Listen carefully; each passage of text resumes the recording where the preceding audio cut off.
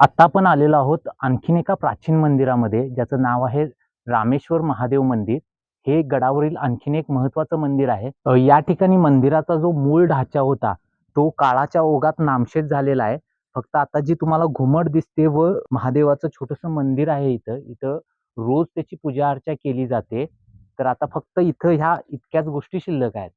आपण आता गडावरती विशाळगडच्या पूर्व बाजूकडून पश्चिम बाजूकडे आपण मार्गक्रमण करत असताना आम्ही जे वास्तूचे माहितीचे दिशादर्शक फलक ठिकठिकाणी लावलेले आहेत, त्याच्यावरून आपण ते बघून ज्यावेळेला आपण वास्तुदर्शनासाठी किल्ल्यावरती बाहेर पडतो, त्यावेळेला दुसरी आणखीन एक मोठी अडचण अशी येते की ह्या बोर्ड पासून त्या वास्तूपर्यंत हे मध्ये खूप अंतर आहे आणि किल्ल्यामध्ये बऱ्याच अशा पायवाटा आहेत, चढणी उतरणीचे ठिकाण आहेत, ज्याच्यामध्ये आपल्याला नेमकी वाट कुठे आहे ते सापडू शकत नाही. पर्यटक शिवभक्त जे नेहमी येणारे आहेत त्यांना ही गोष्टी माहिती असतात, पण पहिल्यांदा येणाऱ्या शिवभक्तांना पर्यटकांना ह्या गोष्टी समजत नाहीत. त्याच्यामुळं आम्ही आमच्या संघटनेमार्फत पूर्ण किल्ल्यावरती अशा स्वरूपाचं जाणाऱ्या वाटेवरती ज्या ज्या ठिकाणी जे जे मोठे मोठे असे ठळक दगड आहेत, त्या दगडांना फ्लोरोसेंट पिवळ्या कलरचं मार्किंग दिलेलं आहे. अशा स्वरूपानं प्रत्येक दगड या ठिकाणी बघू शकता, येणाऱ्या मार्गावरती बघू शकता. या ठिकाणी आपण इथं पुढे आल्यानंतर इथं बघू शकता.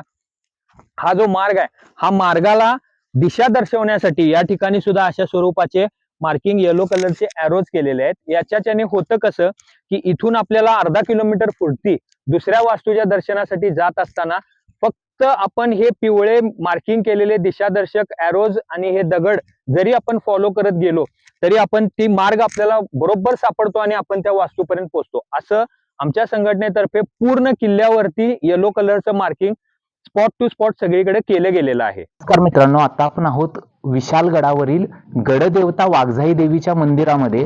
तर तुम्ही माझ्या पाठीमागं पाहू शकताय की इथं ज्या मूर्त्या आहेत त्या काही वर्षापूर्वी भग्न अवस्थेत इथं पडलेल्या होत्या. तर मराठा तितुका मेळावा या संस्थेच्या माध्यमातून 2 वर्षापूर्वी तुम्हाला हे जे मंदिराचं छत्र दिसतं किंवा इथं जे गोष्टी आता एका मंदिराच्या स्वरूपामध्ये दिसत आहेत, तर ते त्यांच्या माध्यमातून या ठिकाणी झालेलं आहे.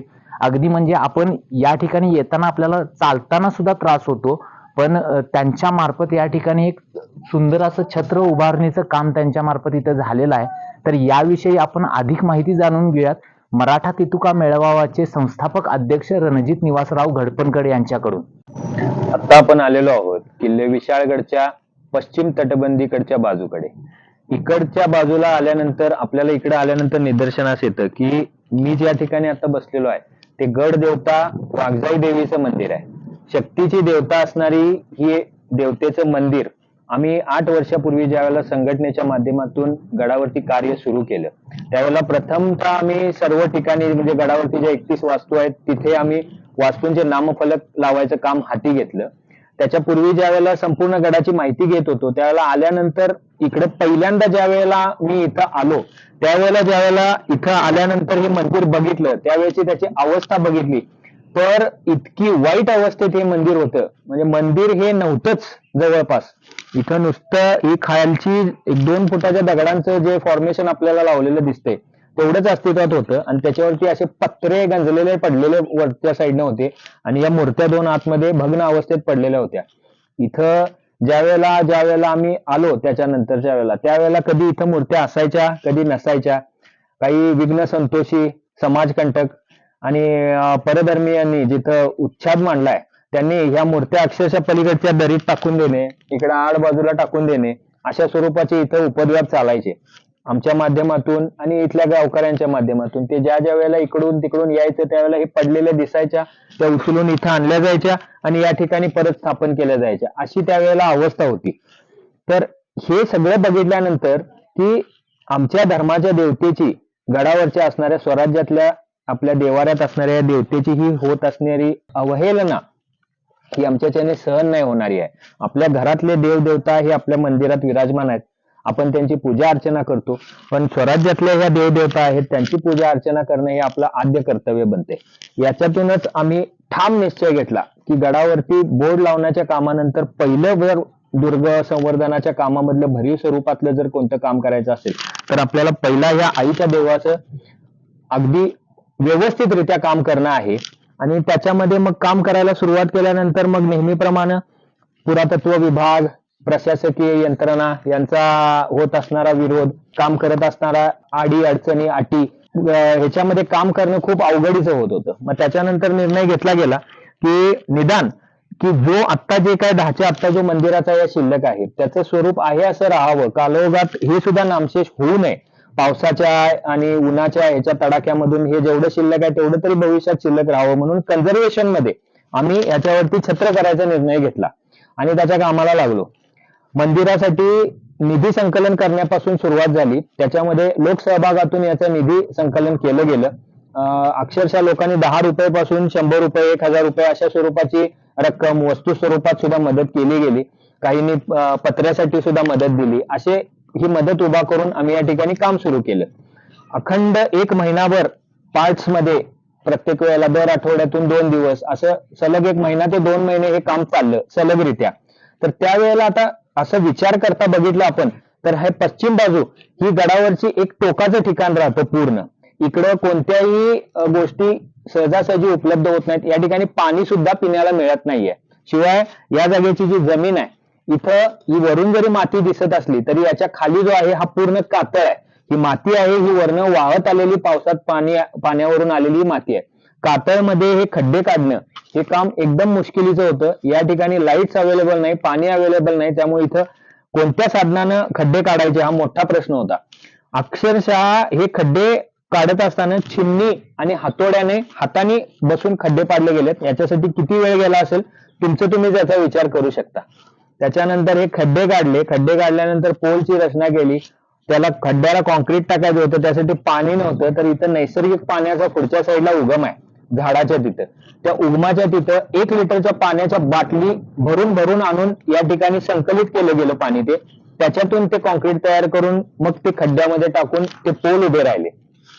लाईट नसल्यामुळे या ठिकाणी वेल्डिंगचं काम जे थोडंफार वरती करायचं होतं त्याला मर्यादा आल्या.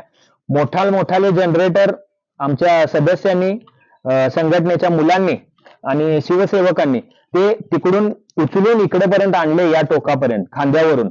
आणि त्याच्यानंतर इथे ते काम चाललं. रात्री सुद्धा अगदी आम्ही मोबाईलच्या उजेडामध्ये सुद्धा या ठिकाणी काम केलेलं आहे.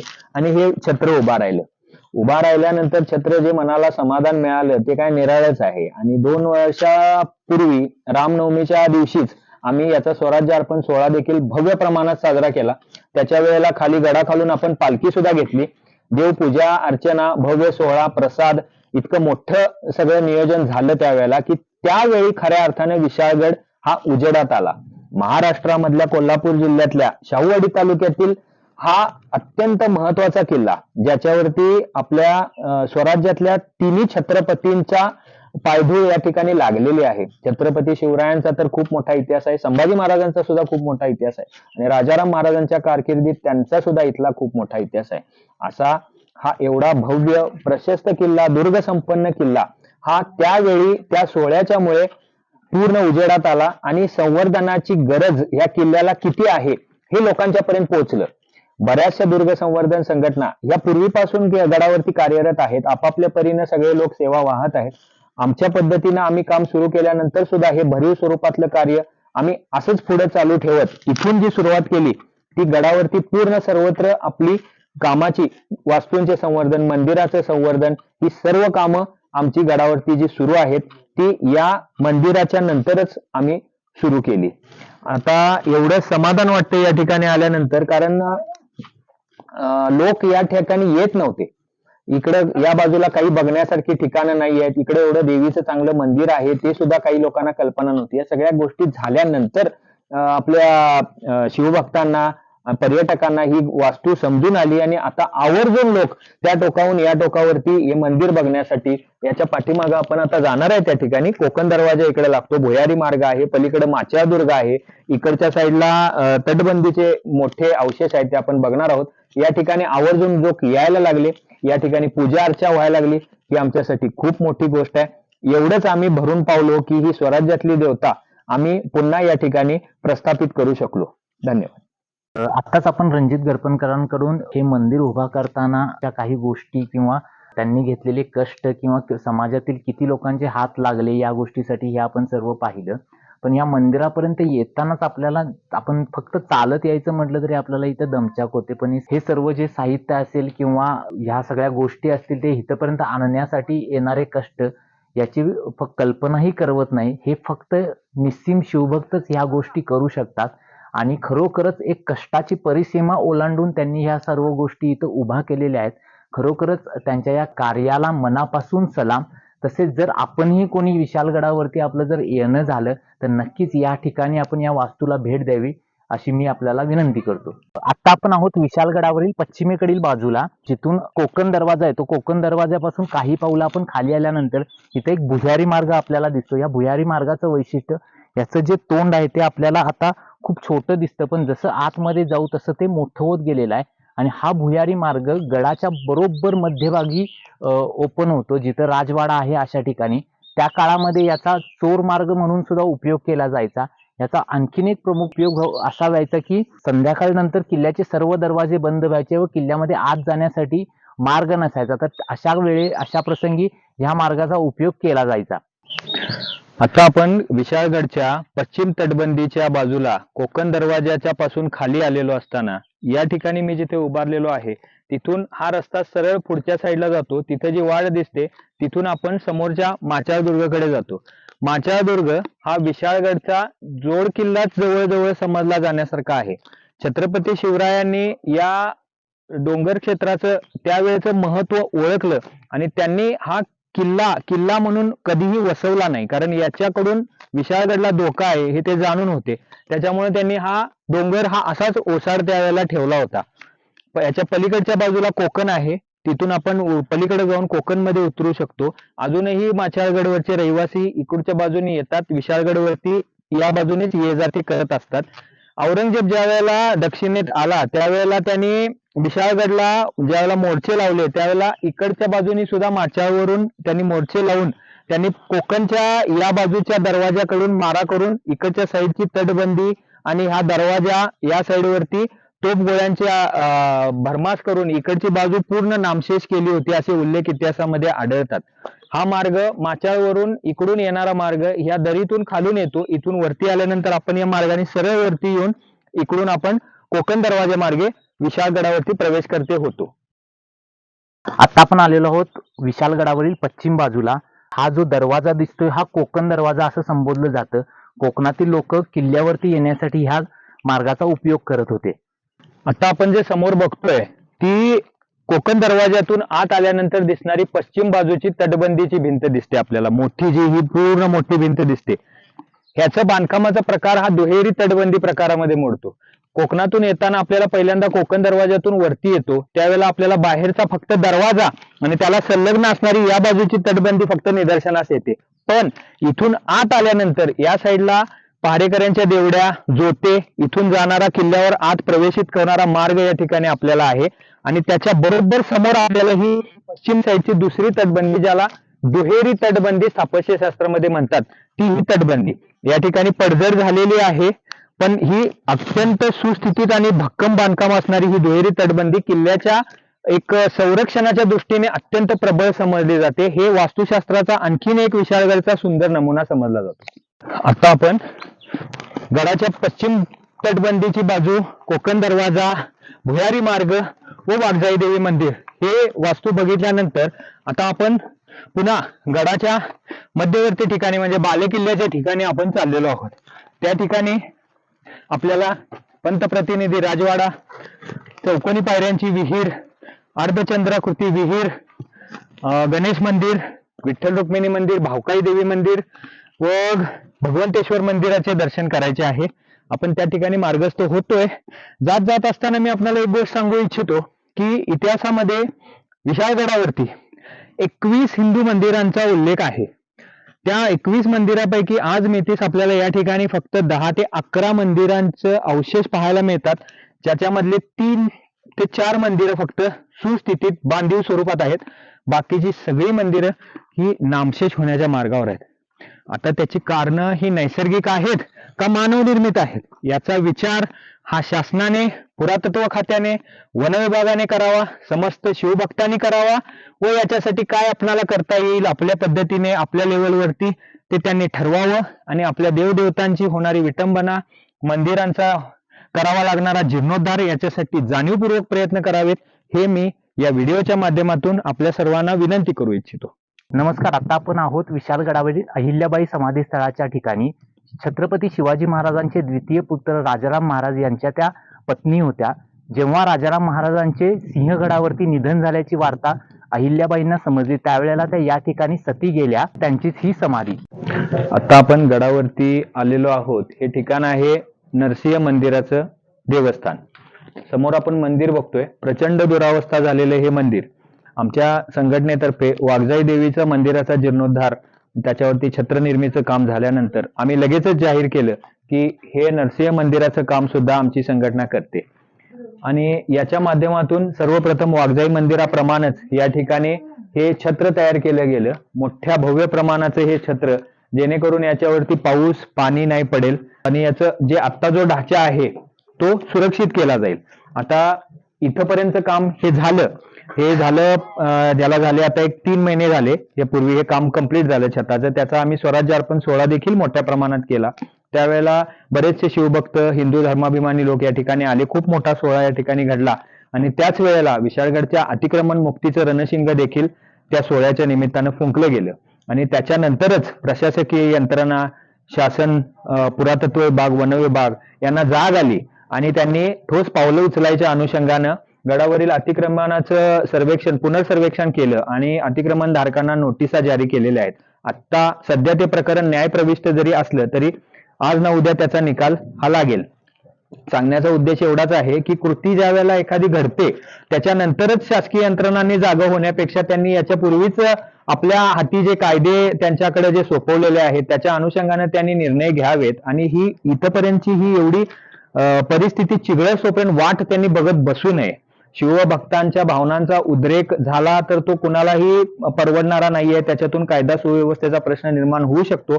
याच्यासाठी त्यांनी पटापट पावले उचलावीत आणि या मार्गावर तोडगा काढावा, याच्यावरती काहीतरी चांगलं या अतिक्रमणावरती.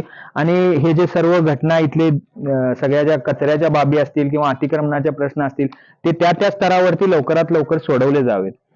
असो, आता आपण याच्या पुढेच मंदिराचं छत्र निर्माण झालेलं आहे. त्याच्यानंतर आता हे मंदिराचं आपण जे रूप बघतोय त्याच्यामध्ये वरचं कौलं वगैरे जी फुटलेली आहेत, त्याच्यानंतर हे बांधकाम जवळजवळ चिरा आणि चिरा सगळा निसटत चाललेला आहे. त्याच्यानंतर खालचा हा चौतरा, हे सर्व जे ऐतिहासिक आणि पुरातन आहे याचं संवर्धन करण्याच्या उद्देशानं याचं आपण डागडुजी करण्याचा सुद्धा निर्णय आपल्या संघटनेने घेतला आहे. आणि ते लवकरच काम या आठवड्यामध्ये सुरू होऊन लगेचच ते पूर्णत्वास सुद्धा जाईल. पूर्णत्व झाल्यानंतर आपला पुढचा व्हिडिओ सुद्धा त्या अनुषंगानं आपण जारी करत आहोत. आता आपण आहोत विशालगडावरील राजवाडा या परिसरामध्ये. तुम्ही माझ्या पाठीमागं पाहताय तो त्या काळचा, जुन्या काळाचा राजवाडा होता. जो काही शाही दरबार वगैरे भरला जायचा तो याच ठिकाणी भरला जायचा. आता फक्त त्याच्या आपल्याला भिंती दिसत आहेत. भौगोलिक रचना कशी होती याचा अंदाज आपण या दिसतं त्यावरून आपण लावू शकतो. पंतप्रतिनिधींचा राजवाडा नावानं हा इथं प्रसिद्ध आहे. इथं तुम्ही माझ्या पाठीमागं पाहू शकताय की इथं पंतप्रतिनिधी वाड्याच्या समोरच चौकोनी विहीर आपल्याला पाहायला मिळते. वास्तुकलेचा एक सुंदर नमुना. तसेच त्या काळी पाणी साठवण्यासाठी कशा पद्धतीचा वापर केला जायचा हे इथं आपल्याला समजतं. आपण सुरुवात केलेली अशाच ठिकाणी आपण आहोत. गेले 4 तास आपण या विशालगडाची पदभ्रमंती केलेली आहे. विशालगडावरती अनेक हिंदू देवी देवतांची मंदिरं आपण पाहिली. त्या देवी देवतांच्या मंदिरांसाठी काही सामाजिक संस्थांमार्फत झालेलं काम पाहिलं.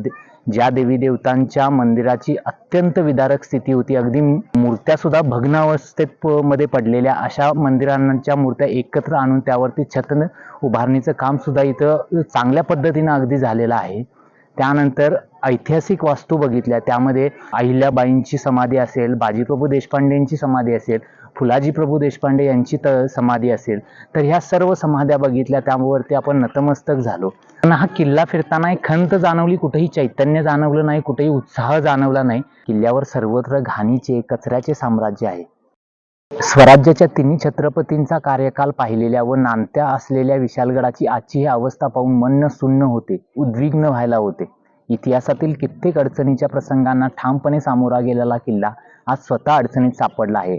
यातून कधी सुटका होणार आहे का नाही?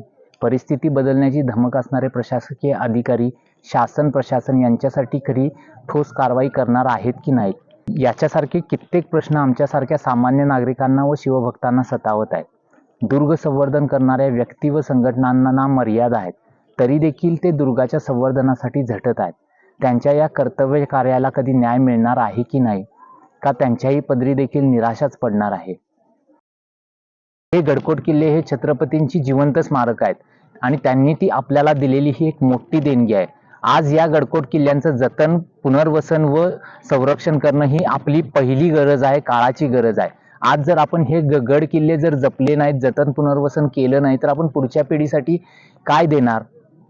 तर पुढच्या पिढीसाठी हा वारसा अमूल्य ठेवा आपल्याला जर असाच जपून ठेवायचा असेल, तर ह्या परिस्थितीमध्ये नक्कीच काहीतरी सुधारणा झाली पाहिजे. माझ्यासारख्या सामान्य नागरिकाची व एका शिवभक्ताची या व्हिडिओच्या माध्यमातून कळकळीची विनंती आहे की निदान आता तरी शासन प्रशासनानं या गोष्टींकडे लक्ष घालावं व ह्या किल्ल्यांसाठी भरीव अशी मदत करावी, भरीव अशा गोष्टी कराव्यात. जय हिंद, जय महाराष्ट्र.